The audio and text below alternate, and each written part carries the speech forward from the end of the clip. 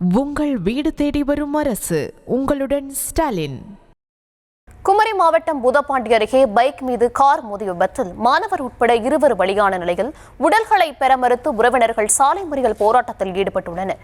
விவரங்களை தருகிறார் செய்தியாளர் சதாம். விவரங்களை வழங்கலாம்.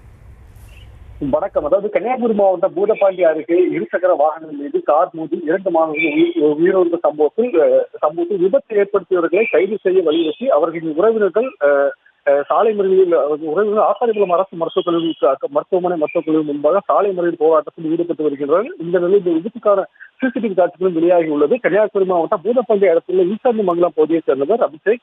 இவர் நாகர்கோவிலில் ஒரு கல்லூரியில் பயின்று வருகிறார். அதே போல இவருடைய நண்பர் தோரங்காடு பகுதியைச் சேர்ந்த ஆகாஷ்.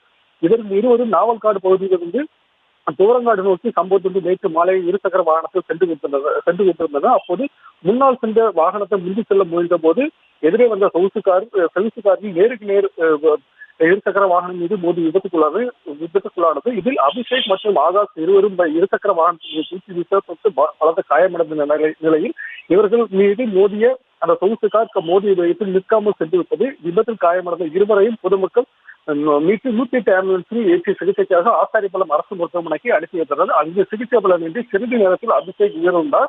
தீவிர சிகிச்சை பிரிவில் பெற்றிருந்த ஆகாஷும் நேற்று இரவு பரிதாபமாக உயிரிழந்தார். விபத்தை ஏற்படுத்திவிட்டு நிற்காமல் சென்ற நபர்களை கைது செய்ய வேண்டும் என வலியுறுத்தி அவர்களின் உறவினர்கள் ஆசாரிபுரம் அரசு மருத்துவமனை முன்பாக மறியல் போராட்டத்தில் ஈடுபட்டனர். இதனால் அந்த பகுதியில் கடுமையான போக்குவரத்து பாதிப்பு ஏற்பட்டது. தகவல் இருந்து வந்த ஏடிஎஸ்பி லலித்குமார் மற்றும் போலீசார் மறியலில் ஈடுபட்ட நபர்களிடம் பேச்சுவார்த்தை நடத்தி நடவடிக்கை எடுப்பதாக உறுதி அளித்ததை தொடர்ந்து இந்த சாலை மறியல் போராட்டமானது கைவிடப்பட்டது. இதனிடையே இந்த விபத்துக்கான சிசிடிவி காட்சிகள் வெளியாகி பரபரப்பை ஏற்படுத்தியுள்ளது. 2 மாணவர்கள் உயிரிழந்த சம்பவம் அங்கு பெரும் சோகத்தை ஏற்படுத்தியுள்ளது.